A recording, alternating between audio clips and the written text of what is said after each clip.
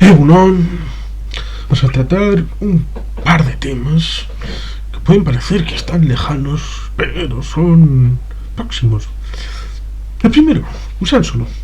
Van a celebrar la victoria de la consulta popular respecto a la segregación de Galdacao.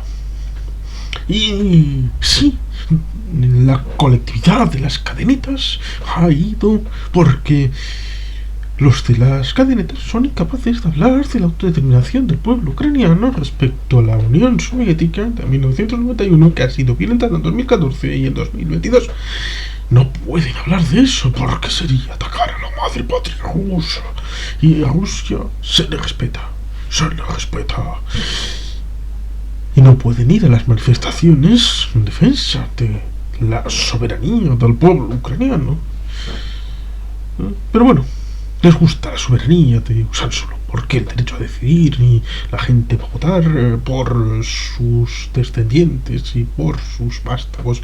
Voto sí a la independencia de Usánsolo por mis hijos. Hay un día histórico para la independencia, pero con distingos respecto a lo que me pueda significar por mi proximidad, por algunos ciudadanos del entorno de Usánsolo.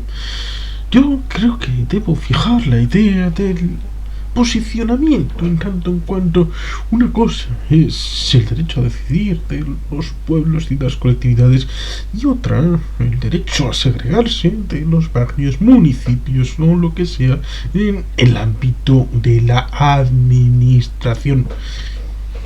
¿Hasta qué punto estaba sojuzgada y sometida a la administración pública y los servicios públicos de Usánsolo respecto a Galdacao? ¿Se había ejecutado mal la tutela efectiva de la Diputación y de las Juntas Generales respecto al municipio y su bienestar? ¿Había agravios sustanciales y absolutamente incompatibles con la membresía en Galdacao? ¿Había un desorden tal respecto a ser abusiva esa relación en tanto en cuanto había una dejación de funciones respecto al entorno de Usánsolo que solo se hacía respecto a Usánsolo y el resto de barrios de Galdacao y el resto de municipios del entorno veían satisfechos esos servicios en transporte, en vivienda, en residuos sólidos urbanos, recursos hídricos, ríos, respuesta frente a inundaciones? ¿Qué tipo de perjuicios ha tenido Usánsolo para ver inevitable su segregación de Galdacao? Y punto siguiente, dejando de lado lo jurídicamente vinculante respecto a si tienen menos o más de 5.000 habitantes, si cumplen con una norma foral, si cumplen con una ley estatal, que eso, digamos que es un corsé que está por encima de las voluntades de las personas, porque es el marco legal que uno establece para no proliferar municipios con toda la estructura orgánica y administrativa y política que conlleva.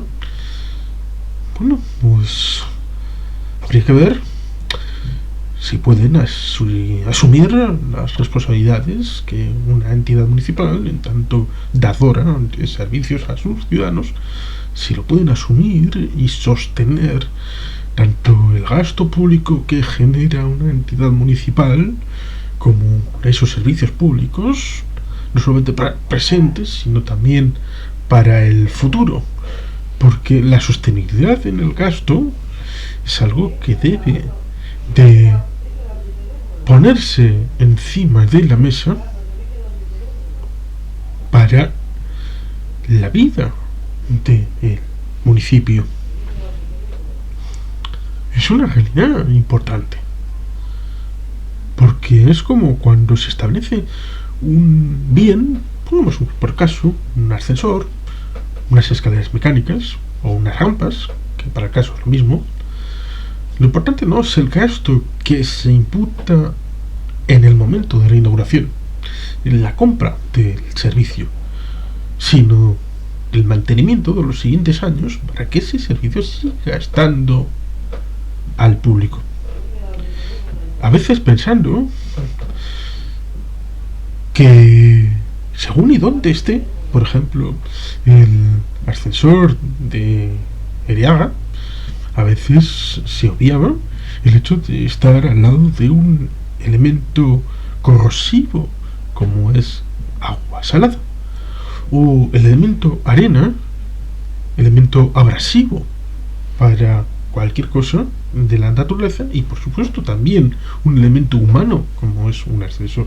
Todos estos elementos traspolados al elemento municipal deben de ser considerados, en tanto cuanto en muchas de nuestras mancomunidades muchos ayuntamientos elevan esos servicios porque son incapaces de asumirlos individualmente, y normalmente los servicios básicos que se mancomunan suelen ser basuras, suelen ser incluso también deportes, el Instituto Municipal de Deportes con un elemento común, un polideportivo común, por ejemplo para una piscina, que por ejemplo un amigo me decía que no hay ninguna piscina olímpica que sea privada que conozcamos, porque son públicas y porque en realidad cuando tú pagas por ejemplo 4 euros por ingresar al elemento piscina pública y te parece que es una burrada, es algo impensablemente caro, en realidad tendrían que estar cobrándote pues 30 euros si pagaras estrictamente lo que cuesta tu participación en ese día, en el tiempo en el que estás. 30 euros, por lo cual 24 los chupa la administración subvencionando ese bien público. Son 26 euros que van del presupuesto municipal, y que ese presupuesto debe ser sostenible, evidentemente, sin estar ligado a déficit ni a deuda. Y para eso debe tener una serie de ingresos posibles a la hora de establecer esa forma de equilibrio entre ingresos y gastos. Todas estas cosas son importantes a la hora de establecer un nuevo municipio, y pareciera que en el debate público no hay lugar para esto. Se establece un debate empático, emocional, respecto al gusto por la gente de Usánsolo, por la rabia de estar en Galdacao, por el oprobio y la forma de olvido respecto a Vizcaya, a Euskadi, al mundo, las Naciones Unidas, la Agenda 2030 y lo que haga falta. Hombre, yo creo que hay que centrar el tiro y bajar a tierra y poner el pie en algo sólido como es la realidad de un municipio Galdacao, de un barrio, la zona de Usánsolo, que, bueno, pues seguro que tiene dificultades, pero que, bueno, hay muchas otras realidades que, si siguieran el mismo ejemplo de Usánsolo, o antes de Igeldo, que mira lo pasaron porque fue anulado completamente, no se tuvo salida, y Igeldo sigue con inserto dentro de Donosti. Y lo seguirá estando por los siglos de los siglos, amén. Pero en el caso de Vizcaya, aparte de Usánsolo, usado como bandera por un partido que tiene el travestismo como oportunidad para dar una alcaldía, cuando pensaban que Galdacao sería por siempre para el PNV, ellos pensaban que en Usánsolo ellos tendrían un nicho a través de Usánsolo Herria para poder tener un municipio de ese entorno político en el Gran Bilbao. Luego, por las carambolas de la vida, en dos plataformas ciudadanas que pensaron que la mejor manera de tener un metro en Galdacao y en Usánsolo era quitar al PNV del ayuntamiento, cuando el PNV está en la Diputación y está en el gobierno vasco, que son los que van a facilitar o no facilitar, pero son los que tienen que tramitar la posibilidad de que Usansolo tenga metro a través de la línea 5. ¿De qué manera alguien pensó que haciéndole la cusqui, la puñeta al PNV en Galdakao, iban a agilizar sobre el presupuesto, sobre las prioridades, sobre las necesidades de toda Vizcaya, haciendo la puñeta a quien debe ayudarte? Va a hacerte la vida más fácil priorizando sobre otros gastos que son también necesarios, como por ejemplo el paso subfluvial de Portugalete a Quecho por debajo de la ría, que es algo que va a desalojar mucho tráfico de la avanzada y que es muy importante. O otro montón de obras y de infraestructuras que son importantes para Vizcaya, tanto como la línea 4. Hay muchas infraestructuras y nos podemos decirlas: la variante subferroviaria para la conexión del puerto con la red de la Y vasca para cuando esté en funcionamiento, para que esté todo acoplado, renovar la zona de Urdaibai, la zona ferroviaria también, que desdoblar Euskotren por la línea Bilbao-Donostia, porque una cosa es la Y para una conexión más o menos directa y otra entre pueblos, para que, por ejemplo, lo que tenemos actualmente de Durango a Bilbao, que va en 40 minutos desde el casco viejo hasta Durango, cosa que es incluso menor en tiempo que el Bizkaibus, que también hay que mantener, lo mismo que el Bilbao Bus. Hay una persona que iba a venir a Bilbao y me dijo claramente que vivimos en un paraíso del transporte público, y eso hay que sostenerlo, pero sostenerlo con financiación. Por eso sorprende que haya estas dos plataformas en Galdakao que digan que, bueno, haciendo la cusqui el PNV, vamos a conseguir del PNV una mayor agilidad para el transporte público. Pues fantástico. Lo cual no quita que ya haya transporte público que pasa por Usansolo y que pasa por Galdakao. Lo cual es eso, me sorprende muchísimo, pero circunstancialmente, pues Galdakao es de la izquierda Abertzale y Usansolo pues también puede ser un municipio de la izquierda Abertzale.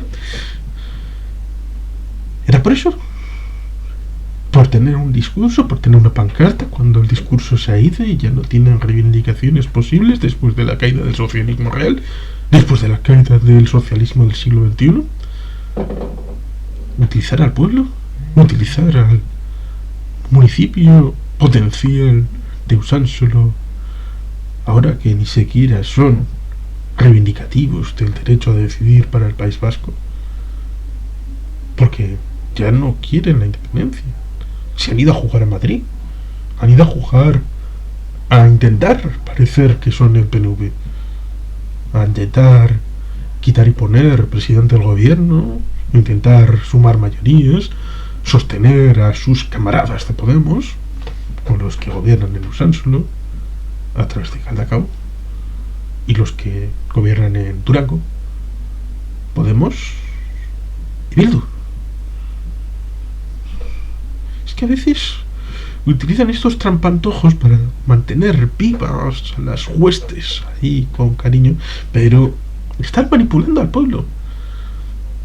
El futuro de Usansolo será brillante si es un municipio aparte, no necesariamente, porque no es derecho a decidir, es derecho de segregación. Y tener un municipio propio no significa que vayan a ser autosuficientes. Lo mismo que mañana, pues igual, Astrabudúa quiere ser municipio independiente, porque es uno de los municipios más grandes erandio de toda Vizcaya y se sienten agraviados. Pero igual Pobeña quiere ser un municipio independiente, aparte. ¿Y si la Peña se quiere independizar de un lado? Por decir tres ejemplos que pueden salir aquí miles y miles de municipios, cuando lo importante es la sostenibilidad de las administraciones públicas y que no incurramos en déficit y en deuda.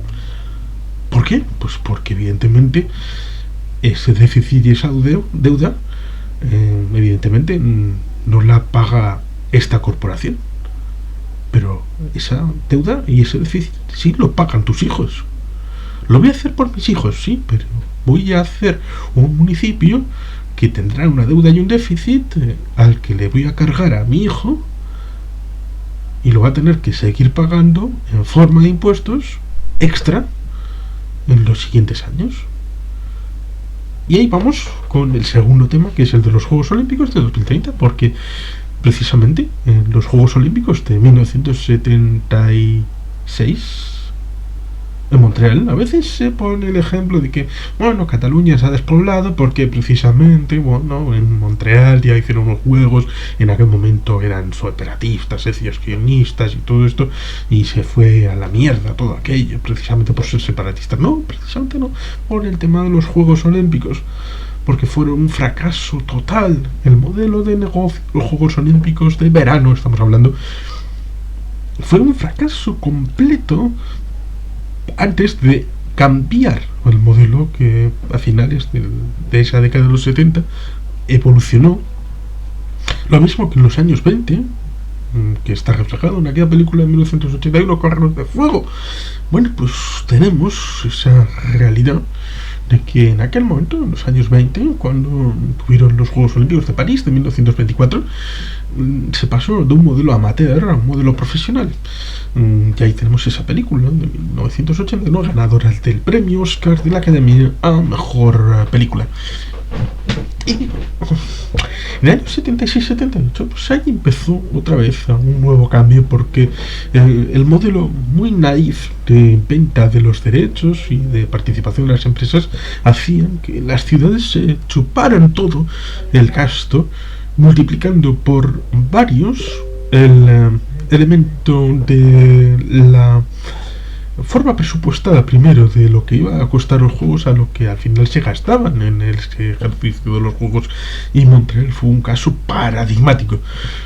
Varias generaciones de quebequeses tuvieron en los años sucesivos, en las décadas sucesivas por venir, tuvieron que soportar por sus espaldas el gasto público derivado de la participación en los Juegos Olímpicos de verano.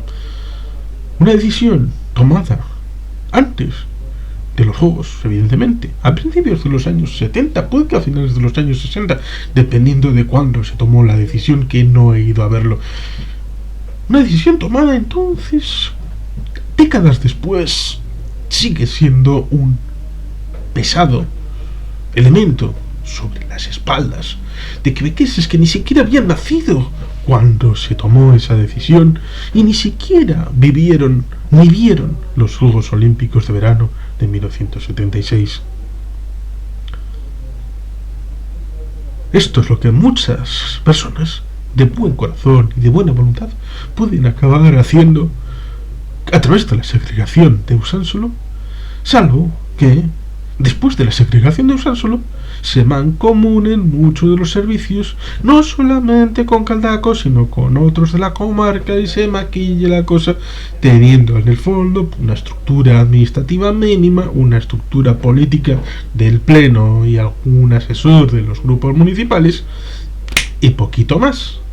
Pero sería un cambio estético más que estructural.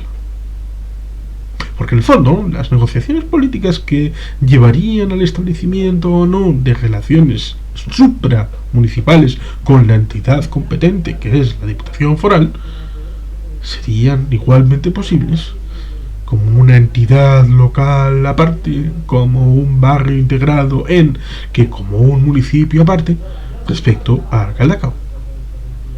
Es cuestión de diálogo y de acuerdo.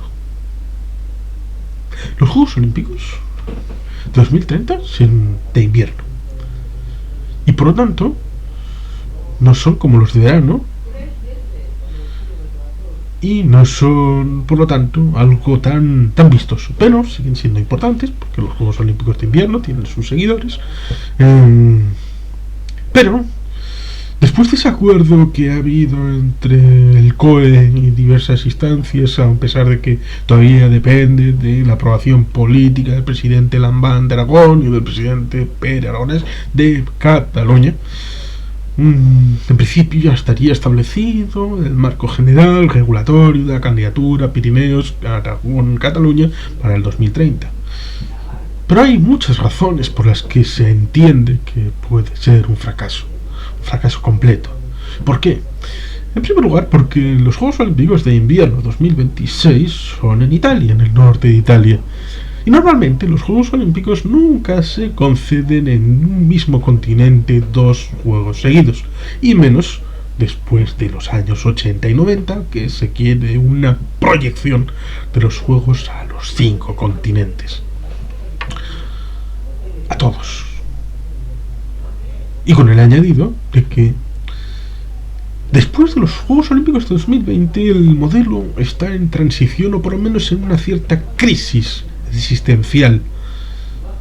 Hasta cierto punto, los Juegos de la pandemia de Tokio 2020, cuando lucharon con Madrid en 2012 para lograr los Juegos, y aquel meme de Doraemon batiendo a un Madrid café con leche en Plaza Mayor, bueno, pues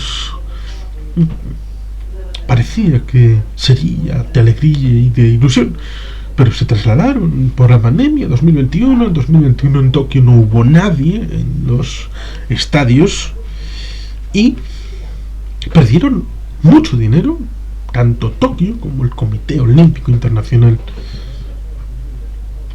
Hubo gente que lo vio a través de la televisión, pues sí, pero no llegó ni de lejos a cubrir con las expectativas. En 2022, a comienzos de este año, ha habido unos Juegos Olímpicos en Pekín, de los de invierno. Y también ha sido dificultoso ahora mismo, que mientras estamos conversando, están cerrando la ciudad de Shanghái, la principal ciudad comercial de la República Popular de China.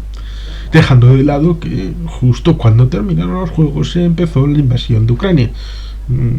Putin les dijo a los chinos que prometía respetarles su chiringuito olímpico, pero todo el mundo estaba dispuesto a pensar lo peor de Putin, que ya rompió la tregua olímpica de Sochi, Juegos Olímpicos de Invierno en 2014, y también los de los Juegos Olímpicos de Verano de Pekín de 2008, invadiendo Georgia.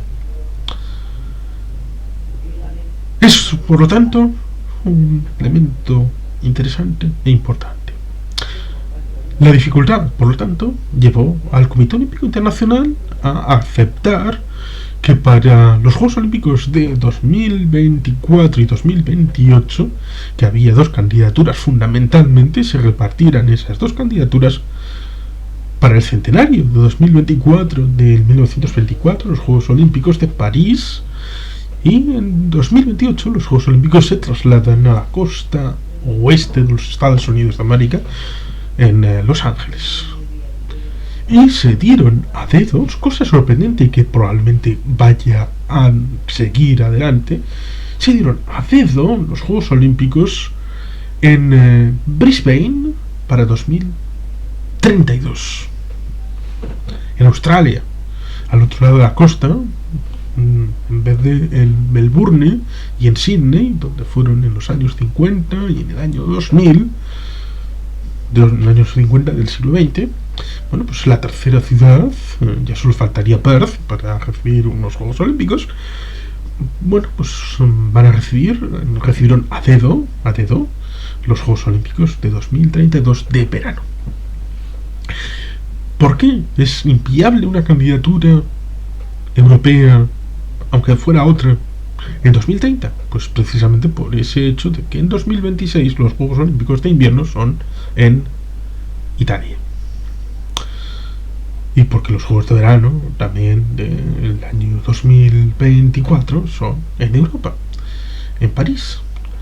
Y por tanto, para poder tener oportunidades para una candidatura hipotética de 2036 en Europa, que es posible, Juegos Olímpicos de Verano, evidentemente en 2030 pues no puede salir. Evidentemente no les van a dar tampoco la candidatura norteamericana, ya sea en Salt Lake City o en Vancouver, que son dos candidaturas que echaron mano de la posibilidad, porque precisamente 2030 está muy cerca de 2028 y los Juegos Olímpicos de Verano serán en Los Ángeles. Evidentemente no van a dar dos juegos al mismo país, en el caso de Salt Lake y en el ámbito de Los Ángeles, Estados Unidos de América. por muy Estados Unidos, no les van a dar los Juegos con la diferencia de 2 años para el invierno y el verano. Y Vancouver pues tampoco van a tener la posibilidad, a pesar de que siga siendo Canadá, habiendo, sí, es cierto, la posibilidad respecto al 2020, que al final fueron en el 21 en Tokio y en el 22 son en Pekín, pero hay que tener en cuenta la pequeña circunstancia de que en los Juegos Olímpicos para la candidatura para 2022 al final había solamente 2, se fueron retirando un montón de candidaturas hasta que solamente quedaron Almaty, Kazajistán y Pekín en China. Y Pekín presionó a Kazajistán para que se dieran el piro y con una sola candidatura los Juegos fueron entregados a dedo. No fue algo elegido. Por lo tanto, los Juegos Olímpicos de 2030 lo más probable es que vayan a Sapporo o a Japón por esta circunstancia respecto al modelo de negocio, al modelo de forma de entrega de los Juegos Olímpicos de las últimas citas, por el marco geopolítico y geoestratégico relacionado con la entrega de los Juegos Olímpicos y por todas estas circunstancias. Pero hay otra manera de explicarlo también, como es el ámbito de que tampoco están preparados. Hay dificultades en cuanto a la visualización desde las instalaciones de los Juegos Olímpicos potenciales en los Pirineos, tanto en Cataluña como en Aragón, y además pensando desde Barcelona, desde la provincia de Barcelona, desde la ciudad de Barcelona, ¿qué tiene de Juegos Olímpicos de invierno Barcelona como ciudad cuando no iban a ser objeto ni sujeto de ninguna de las pruebas? Y sí, el Pirineo. Y el Pirineo es el Valle de Arán, es Aragón.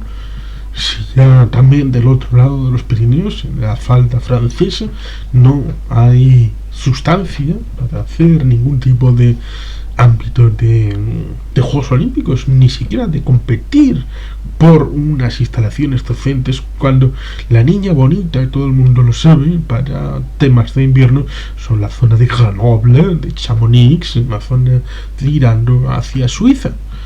La zona pirenaica francesa está muy olvidada, hasta el punto de que cuando desde España se pretendía establecer un vínculo transeuropeo a través de la estación de Canfranc, los franceses les decían, no, aquí, con mucho, a través de Irún o de la Junquera, los pasos tradicionales de costa y con cuidado, porque los franceses ponían más acento a las conexiones con Italia que con España, y eso que formalmente debería de tener su importancia en el ámbito de la interconexión peninsular con el continente, pero es que los franceses saben perfectamente que el puerto más importante para las mercancías es Rotterdam. Y los españoles jamás han entendido el corredor que viene desde los fenicios, entendiendo Algeciras, el Mediterráneo y la Junquera como elemento nuclear que pasa la mayor parte de las mercancías y de las personas por la zona ibérica. El segundo sería el corredor atlántico, al que también desprecian desde el Madrid político. Y con este elemento, que debería de ser aquí metido en la cabeza de muchos políticos respecto a la idea de que las mercancías que traspasan el canal de Suez, que llegaran a la zona mediterránea, no voy a prejuzgar que fuera Algeciras, que es el puerto más importante de España, podría ser Valencia, podría ser Barcelona, y subieran la forma terrestre, ferroviaria o la que fuera hacia Europa, y entonces eso desplazaría el puerto de Rotterdam como el más importante de Europa, pero esto jamás lo han pensado, y por eso el corredor mediterráneo duerme en el laurel de los justos, porque el corredor que quería Madrid presentar en Bruselas, todos, ya sea el Atlántico o el Mediterráneo, pasaban por Madrid.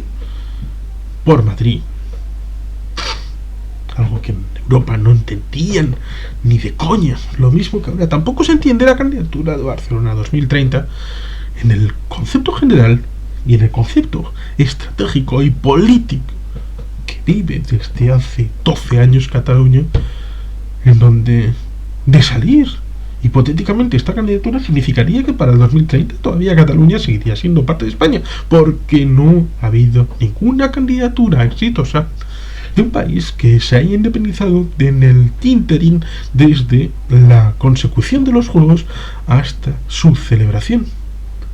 ¿Que hayan tenido problemas después? Sí, los Juegos Olímpicos de Invierno de 1984 en Sarajevo, que 6 años después estaban metidos en una guerra civil. Pero ¿sería una novedad? Absolutamente. Sobre todo teniendo en cuenta que ha habido pues circunstancias como una plataforma que se llama Stop Juegos Olímpicos, que pedían la destrucción de los propios Juegos Olímpicos. Manifiesto hablando de calentamiento global, irresponsabilidad, el tema de la producción artificial de la nieve, cosa que es absolutamente increíble porque evidentemente los chinos han tenido que hacer producción artificial de nieve, han hecho pruebas en el centro de Pekín, en el nido que fue objeto de la ceremonia de inauguración y clausura de los Juegos Olímpicos de verano de 2008, porque tienen pasta y se lo pueden permitir. Ciertamente los catalanes y los españoles pues no se pueden permitir lo que los chinos en el principio del año 2022 han puesto encima de la mesa. Eso es cierto, y dice que no serían viables a medio plazo y quedarán obsoletas. Bueno, yo creo que obsoletas ya están ahora y sería actualizarlas para el bien del turismo, pero claro, evidentemente ponen en el tema del modelo socioeconómico, diversificar la economía, luchar contra la especulación y el despoblamiento en las comarcas de montaña, protegiendo los espacios de interés natural y paisajístico. Un manifiesto que se publicó el 10 de noviembre de 2021. Representantes del mundo rural, excursionista, rural, político. Una de estas cosas que salen de tanto en cuanto para poner en solfa estas medidas internacionales. Lo cual es sorprendente porque normalmente las transformaciones de los lugares se suceden con un evento de estos grandes y se ponen en marcha el mecanismo para la transformación de estos entornos urbanos, naturales, los que sean, para establecer con una idea de sostenibilidad unas infraestructuras que permitan al pueblo que las va a recibir una forma de vivir mejor. Es un poco curioso porque la transformación de Bilbao de los años 80 y de los años 90, con el objetivo en el año 2000, Bilbao Ría 2000, Bilbao Metrópoli 30, tenían un objetivo ilusorio porque se estableció un vínculo, un horizonte para un evento que nunca llegaría. Pero se establecieron los mecanismos parecidos a los que se establecieron para Barcelona en 1992, los Juegos Olímpicos de verano, o para otras festividades o efemérides, y se fueron cumpliendo los plazos para transformar la Ría de Bilbao en un elemento cuya quinta final fue el Museo Guggenheim, que si no hubiera existido seguiría siendo espectacular, pero la quinta internacional sería el Museo Guggenheim. Por tanto, no hay que confundirse con la transformación de Bilbao ni la transformación de ese Guggenheim, sino todo lo contrario, sino asumir un cronograma que es muy parecido al que pudiera asumir, en su caso, una candidatura real y viable para los Juegos Pirineicos de 2030. Pero eso necesitaría de una sostenibilidad política, de un equilibrio, de una tranquilidad, de un acompasamiento, de una unidad de la sociedad con las agrupaciones, con los ámbitos institucionales, cosa que absolutamente es imposible e impensable en la España de 2022, ni en la Cataluña de 2024, ni en el Aragón de 2026, ni en la Barcelona de 2028. Y eso todo el mundo lo ve. Todo el mundo lo ve. Por lo tanto, todo lo que hemos comentado respecto a los Juegos Olímpicos de 2030 es absolutamente humo, porque seguramente de pronto de tiempo van a dar los del Comité Olímpico Internacional la noticia de que Sapporo se lleva los Juegos Olímpicos de 2030, lo mismo que decidieron por sorpresa en un momento dado que le iban a dar, y se los dieron, los Juegos Olímpicos de verano de 2032 a la ciudad de Brisbane en Australia. Que nadie pilla sorpresa, lo harán y lo dirán. ¿Cuándo? Cuando les venga mejor, un día de estos. Y por lo tanto, vamos a seguir con el tercer y último punto. El asunto de la abuelita cebolleta, la abuelita bondad, la abuelita cuántica. La señora Ponsati respetó a que los catalanes necesitaban víctimas para la independencia y que sin arrestos y sin muertos no había independencia y no se puede sino apelar a la violencia para establecer la liberación de un país ocupado llamado Cataluña. Ya, pero ella vive en Escocia. Ella no se enfrentó a nadie. Ella salió por patas y se piró de Cataluña como el que fue en la parte de atrás, de escondido en una manta, saliendo de Extranjis de Cataluña para no enfrentar lo que había iniciado. Cuando inicias algo, lo terminas. Y si no te rindes, si no te echas para atrás y no mientes a tu pueblo, eso es lo importante, decir siempre la verdad. Y cuando estás tirando hacia la pared y llega el momento de dar el salto de fe y de traspasar los límites, el primero que debe de saltar eres tú, el que está liderando el gobierno, el que está integrando ese gobierno, como era la consellera de Educación, Clara Ponsatí, y el señor Carles Puigdemont. Son responsables de no morir ellos, sobre todo cuando Clara Ponsatí pide la muerte de ciudadanos de Cataluña para cimentar la independencia, una independencia por la que ella nunca luchó. Siempre dijo que era de valor. No lo dijo siempre, que lo dijo después, estando ya en Escocia, tranquilita.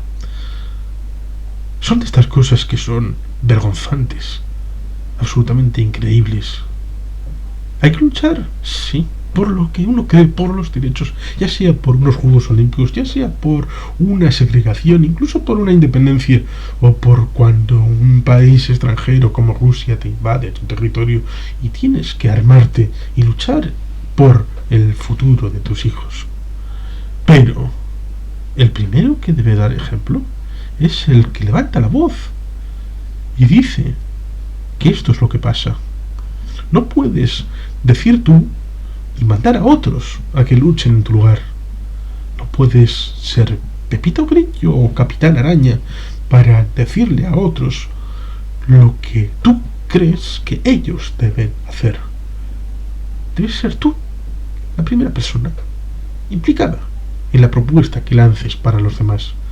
Coger la bandera que dices que hay que hacer y llevarla, la primera, en la calle. Y si caes, tú, la primera. ¿Por qué la independencia debe costar vidas?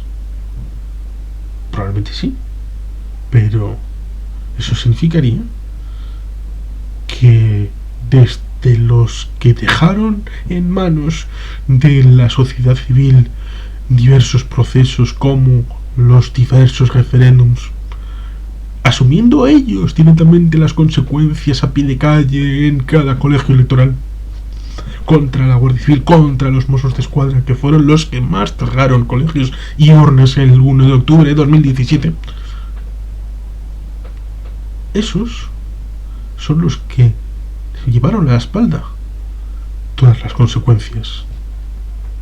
Los otros, la mitad, es cierto, se quedaron en Cataluña y fueron a la cárcel por una hiperventilación de la justicia española, pero no por lo que no hicieron, sino por la desestabilización inducida por declaraciones que para ciertos ámbitos como los mercados suponen tanto como hechos que no se sucedieron. Pero la desestabilización, y si no se hacía absolutamente nada, pensaron diversas instituciones, llevó al juicio del proceso. Y los otros se escaparon y se largaron para no sufrir esas hipotéticas consecuencias. En algunos casos, incluso obligando, entre comillas, a la justicia española a ser más duros en tanto en cuanto el sector ultra pedía ejemplaridad, como es el caso de Ana Gabriel o de Marta Rovira, escapadas en Suiza y no en Nicaragua, no en Venezuela, no en Cuba. Y por lo tanto, cuando se hablan con toda tranquilidad, Clara Ponsatí, que Cataluña es un país ocupado, que necesita una insurrección civil, que necesita muertos para una liberación nacional, ¿ella es lo que diría a sus hijos? ¿A su entorno familiar? ¿A sus amigos? ¿Que sean carne de cañón para la independencia? Hay que decir las cosas, pero con el ejemplo, siendo transparentes, siendo honestos y siendo responsables. Y con esa responsabilidad está el asunto de informar con normalidad cuando se ha producido el acuerdo respecto al hipotético los Juegos Olímpicos 2030, responsabilidad para decir que es humo y los Juegos 2030 serán pasaporte.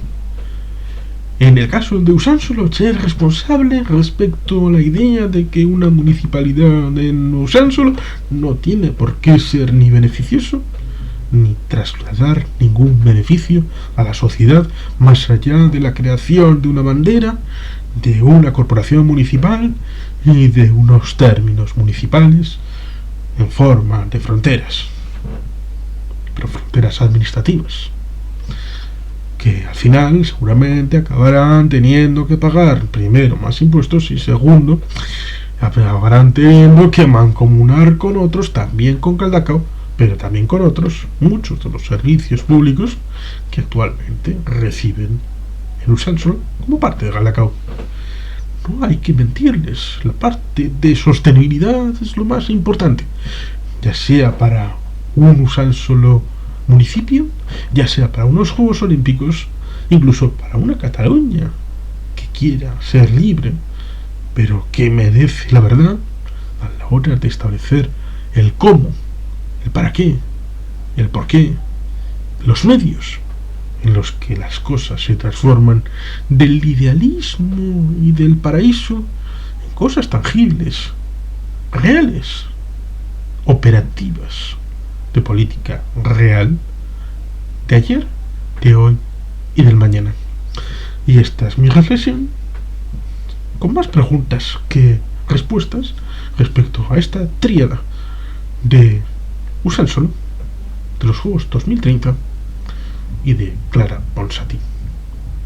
Espero que haya servido para algo. Eskerrik asko, agur bat, beti helpien.